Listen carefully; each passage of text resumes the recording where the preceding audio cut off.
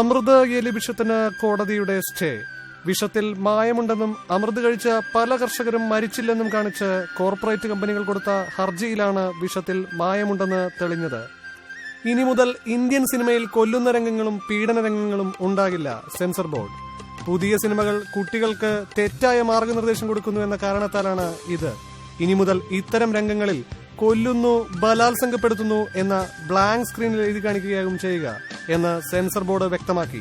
ഇതിനു മുമ്പേ accident രംഗങ്ങളിലെല്ലാം accident ശരീരത്തിന് ഹാനികരം എന്ന് എഴുതി കാണിക്കാൻ നിർദ്ദേശം കൊടുത്തിരുന്നു. പ്രശസ്ത സംവിധായകൻ ദേവന്റെ എ കല്ല് 2 മാങ്ങാസ് എന്ന സിനിമയ്ക്ക് മികച്ച സിനിമയ്ക്കുള്ള സംസ്ഥാന അവാർഡ്. പകുതി വഴിക്ക് വെച്ച് ഷൂട്ടിംഗ് നിന്നുപോയ സിനിമയ്ക്ക് അവാർഡ് കിട്ടിയത് തന്നെ ഞെട്ടിച്ചെന്നും ഇത് നല്ല സിനിമയ്ക്ക് ജനങ്ങൾ തന്ന അംഗീകാരമാണെന്നും സിനിമയുടെ പ്രൊഡ്യൂസറായ റപ്പായി അഭിപ്രായപ്പെട്ടു. സംസ്ഥാനം നാളെ ഹർത്താൽ ആചരിക്കുന്നു. അമേരിക്കയിലെ തിരഞ്ഞെടുപ്പിൽ ഒബാമ വിജയിച്ചതിൽ പ്രതിഷേധിച്ചാണ് ഹർത്താൽ. ഭരണം ആവേശഭരിതമാക്കാൻ ഇരു മുന്നണികളുടെയും പ്രവർത്തകർ സജ്ജമായി കഴിഞ്ഞു.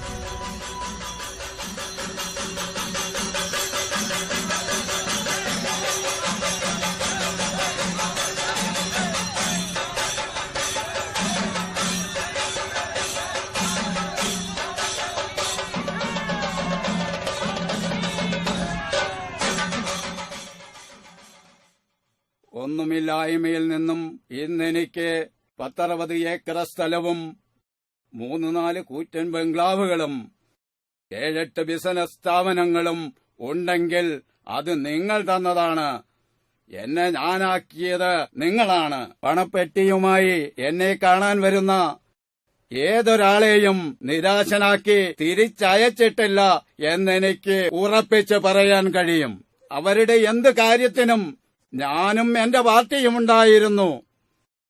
അവരെയെല്ലാം ഞാനും എന്റെ പാർട്ടിയും പൂർണ്ണമായും സംരക്ഷിച്ചു കൊള്ളാമെന്ന ഈ വേദിയിൽ വെച്ച് ദൃഢസ്വരത്തിൽ ഞാൻ നിങ്ങൾക്ക് ഉറപ്പ് നൽകുന്നു. എന്ത് സംരക്ഷണമാണ് സാർ നിങ്ങൾ പറയുന്നത്? എനിക്കൊന്നും മനസ്സിലാവില്ല. കുമ്പള എന്ന പടുകൂറ്റൻ കമ്പനി പാവങ്ങളൊക്കെയായി 500 രൂപയ്ക്ക് ഭക്ഷണ പദാർത്ഥം വിപണിയിൽ എത്തിച്ചില്ലേ? അത് കഴിച്ചു 10 പേരും മരിച്ചു. ഇതൊരു ചെറിയൊരു കാരണത്താൽ കമ്പനി ഉടമ ആരിസിനെതിരെ നിങ്ങളുടെ സർക്കാർ അറസ്റ്റ് വാറന്റ് പുറപ്പെടുത്തില്ലേ? ഇതാണോ നിങ്ങൾ ഉറപ്പുകൊടുത്ത സുരക്ഷിതത്വം? എന്നിട്ട് എന്ത് സംഭവിച്ചു? പോലീസും പട്ടാളവും കിണഞ്ഞു പരിശ്രമിച്ചിട്ടും അദ്ദേഹത്തെ പിടിക്കാൻ കഴിഞ്ഞോ? ഞാൻ എന്റെ സകല കഴിവും സ്വാധീനവും വെച്ച് അദ്ദേഹത്തെ വിദേശത്തേക്ക് അയച്ചില്ലേ? ഇതിൽ കൂടുതൽ ഞാൻ എങ്ങനെയാ സഹായിക്കേണ്ടിയിരുന്നത്? സാര് പറഞ്ഞാലും എന്താ അപ്പൊ പറയാ?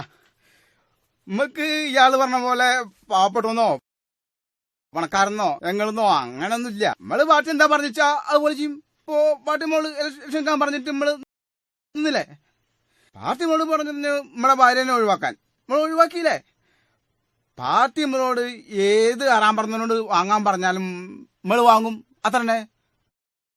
രൂപയുടെ മൂല്യത്തകർച്ച നമ്മുടെ സമ്പദ് വ്യവസ്ഥയെ എങ്ങനെ ബാധിക്കും? ഇതിനെതിരെ സാർക്ക് എന്താണ് ചെയ്യാനുള്ളത്?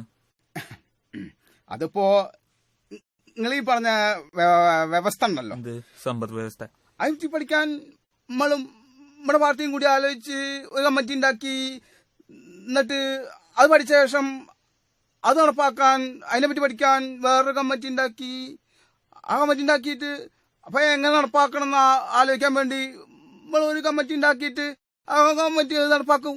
ഇനിയിപ്പോ അത് നടപ്പാക്കാൻ പറ്റിയില്ലെങ്കിൽ വേറെ കമ്മിറ്റി ഉണ്ടാക്കും. രൂപന്റെ മൂല്യത്തകർച്ച അത്രണ്ടേ. ഇവിടെ കേരളത്തിൽ വിഷം കുത്തിവെച്ച പച്ചക്കറികളും പഴങ്ങളും മാത്രം ലഭ്യമാകുന്നു. ഇതിനെതിരെ സാർക്ക് എന്ത് നടപടിയാണ് എടുക്കാനുള്ളത്? ഓ, എന്ത് ഭർത്താനായി ചെക്കൻ പറയണത്?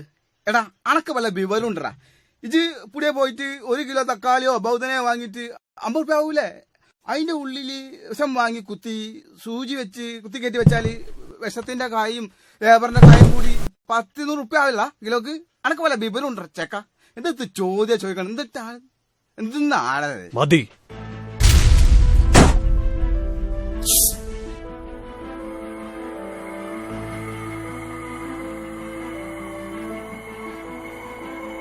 കാറ്റിനെയും വെളിച്ചത്തെയും വരെ 2G 3G എന്നും പറഞ്ഞ് വിൽക്കണ ഞാനൊക്കെ ഇവിടെയുള്ളപ്പ നീയൊക്കെ എന്ത് ചെയ്യാനാ? തമ്പുരാനെ, ഇത് ഇലക്ഷൻ നിൽക്കാൻ വന്നേന്. എടാ, ഇതൊന്നും കുട്ടിക്കളിയല്ല. ഇതൊക്കെ വിവരവും അനുഭവ സമ്പത്തും ഒക്കെ ഉള്ള ആൾക്കാർക്ക് പറഞ്ഞിട്ടില്ല. അറിയാം നമുക്ക് ഓന്റെ ചന്തീമത്തെ ചോപ്പ് മാറിയിട്ടില്ല. അപ്പോൾ ഇലക്ഷനൊക്കെ വന്നിരിക്കണം. എടാ ഏടപ്പനെ ആക്ക് വല്ല സ്കൂളിലോ അംഗനവാടിയിലോ പോയി ചേർന്ന് വിടറാ. അതല്ല ഇതിനൊക്കെ നല്ലത്. യെസ്, നിങ്ങൾ പറഞ്ഞത് ശരിയാണ്. എനിക്ക് അനുഭവമില്ല, വിവരമില്ല, പ്രായമില്ല. പക്ഷേ എനിക്കൊന്നുണ്ട്, മനസ്സ്. ഏത് പണക്കാരനെയും പിച്ചക്കാരനാക്കാൻ തുടിക്കുന്ന, ഏത് പിച്ചച്ചട്ടിയും കൈയിട്ട് വാരാൻ കുതിക്കുന്ന ഒരു മനസ്സ്. പണ്ട് ബസ് സ്റ്റാൻഡിൽ പോക്കറ്റ് അടിച്ച് നടന്ന കാലം തൊട്ട് എനിക്കൊരു സ്വപ്നം ഉണ്ടായിരുന്നു, ഒരു ലക്ഷ്യമുണ്ടായിരുന്നു. പണ്ട് ടീച്ചർ എന്നോട് ചോദിച്ചു, നിനക്ക് വലുതായാൽ ആരാകണമെന്ന്. ഞാൻ പറഞ്ഞു, എനിക്കൊരു രാജാവാകണമെന്ന്. കള്ളന്മാരുടെ രാജാവ്, ഒരു പ്രിൻസ്. അല്ല ബായി, ഇതിലിപ്പോ എവിടെയാണ് മെസ്സേജ്? മെസ്സേജ് നമുക്ക് മസ്റ്റ് ആട്ടോ. മെസ്സേജോ? പിടിച്ചോ.